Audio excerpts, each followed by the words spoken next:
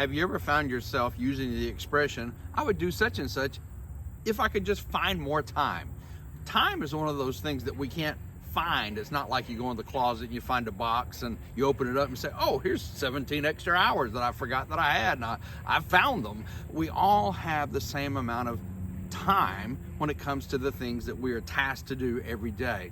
Ecclesiastes chapter 3, the first 8 verses, talks extensively about time. There, Solomon writes, for everything there is a season and a time for every matter under heaven, a time to be born and a time to die, a time to plant and a time to pluck up what is planted, a time to kill and a time to heal, a time to break down and a time to build up, a time to weep and a time to laugh, a time to mourn and a time to dance, a time to cast away stones and a time to gather stones together, a time to embrace and a time to refrain from embracing, a time to seek and a time to lose, a time to keep and a time to cast away, a time to tear and a time to sow, a time to keep silence and a time to speak, a time to love and a time to hate, a time of war and a time of peace.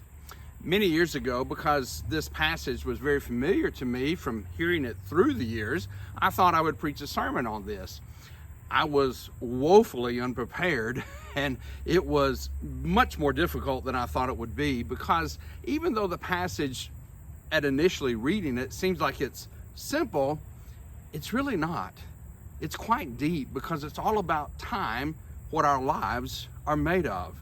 And the longer I realized that, and the more I realized that, I began to understand that I had not spent enough time or lived enough time to really fully comprehend that. And I don't guess any of us really ever will, even if we live many, many years, although we begin to grasp its meaning the longer we do live.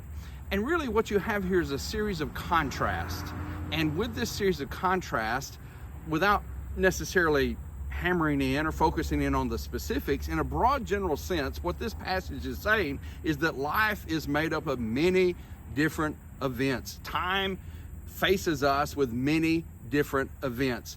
And some of those events can be wonderfully happy, and some of them can be pitifully sad.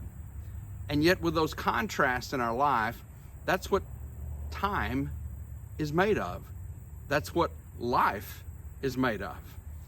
A little later in the passage, in verse 11, Solomon writes that God has made everything beautiful in its time.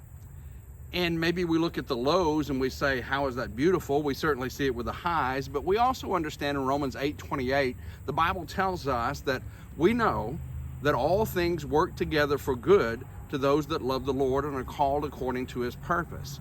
So no matter what happens to us, in some way, God will work it together for good. The passage in Romans 8 does not say that all things are good.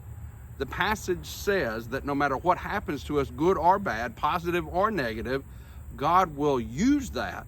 God will work that together for our blessing and for our benefit. Let's take some time and think about that.